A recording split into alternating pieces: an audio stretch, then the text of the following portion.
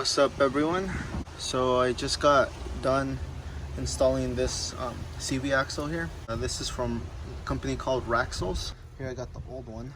Hasn't even had like probably around 10,000 miles on it and it already started failing. Like, that's unacceptable. This thing sounds like a shake weight. Yep, this is the new big boy that's gonna go on the passenger side. Right off the bat you can see that they're a little different, especially from where they connect to the transmission itself. This one isn't installed yet, so you can't really tell, but the one in there, it's a thick boy for sure, and it is a messy boy as well because there's no caps on them, just how this one does have a cap though. But these don't, so they're open from right here, so I have to peel this off.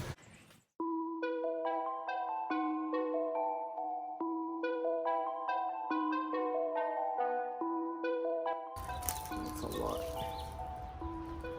So this is what I was telling you guys about. Super freaking greasy.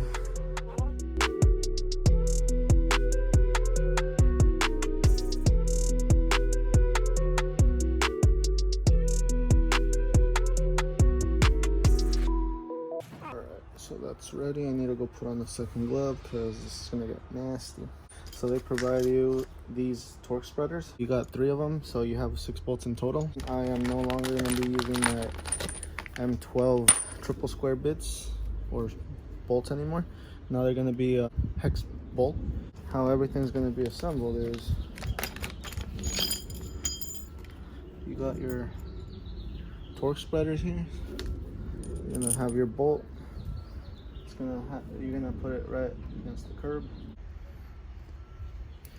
So yeah, that's one of the bolts in. Put in my second one. This is why I pressed some of that grease out. I just learned from the previous experience I had.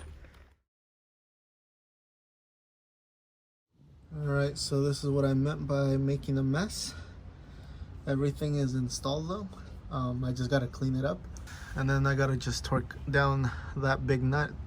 But yeah, this one isn't as bad as the other side. See how well we can get a glimpse of that other side. Yeah, this one took me a lot longer to just bolt on, because I was trying to do everything while underneath the car. This one I already knew, so you know, I just pressed in the bolts through. So yeah, now I just gotta wipe it down.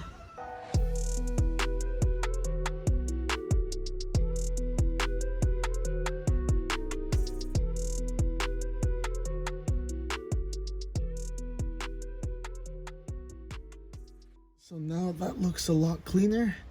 Now I'm just gonna go ahead and hit it with the torque wrench. These are gonna be torqued down to 59 foot-pounds. So it's no longer gonna be, I think it was 32 foot-pounds for the stock bolts. Yeah, so these were the stock ones. Triple square here.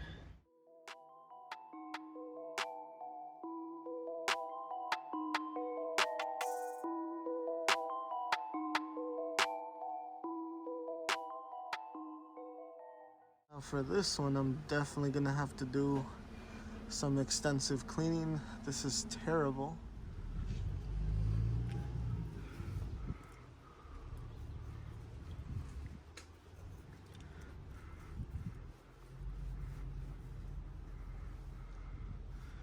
Sheesh. This rag was clean when I freaking started right now, and it's already nasty in less than 2 seconds. I am gonna say though, the shaft, the red part here that you guys see here, it's a lot thicker than OEM, so I will have to make an update on how they hold up, if they're worth the hype or not. I forgot to say this, but these are supposed to be meant for lowered applications, so they should work perfectly with my TT. But I mean, we're just gonna have to find out. And if anyone's wondering, these cost $700, so they're not cheap. Got some high expectations here. They do come with lifetime warranty though.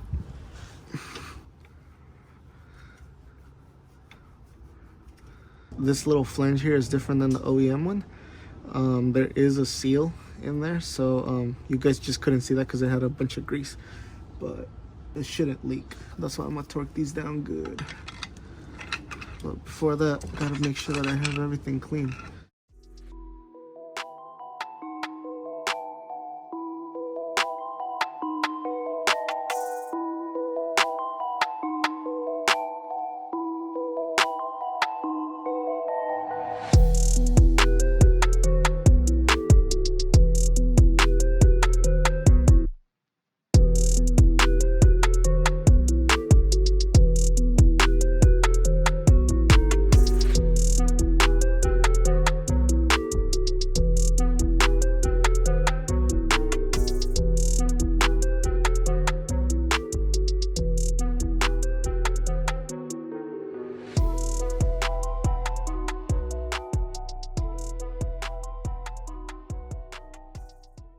So now I just gotta tighten up this nut they supply you with. It's a nylock nut.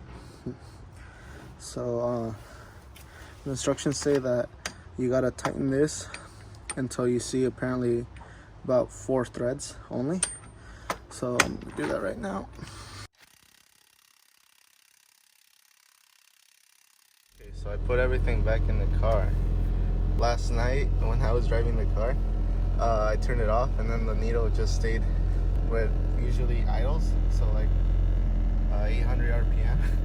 So it actually just stayed there, and then that's why it's yeah, it looks like it's over revving, but it's not. It's retarded, and that's really gonna annoy me. But my thoughts on the CV axles, they actually fixed, you know, the thing that I was telling you guys about where I would go over a bump or anything, you know, suspension related, and my suspension would click. I mean, I showed you guys the shake weight action that was going on. Handling wise, it works really well. I did get an alignment on the car, but supposedly since I installed the power flex bushings and I haven't really driven the car that much, I've only driven it like probably around 200 miles or something. The bushings haven't worn in yet. I'm gonna have to go get another alignment like at 1500 miles. So the steering wheel, it pretty much sits kind of like that. It's not terrible, but it's really annoying. So yeah, we're gonna have to do something about that. But yeah, no, the car is good. It just looks like I'm over revving now.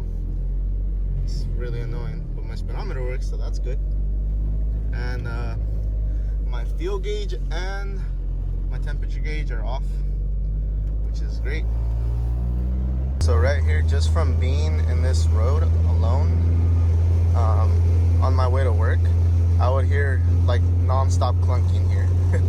Like it was bad. And yeah, we have a nice view of the ocean as well. It's nice.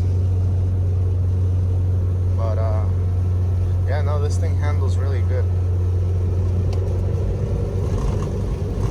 Like it's one of the few cars that I can actually throw around and like it'll take it. Probably has to do with my suspension or something. Whatever. It just needs more power.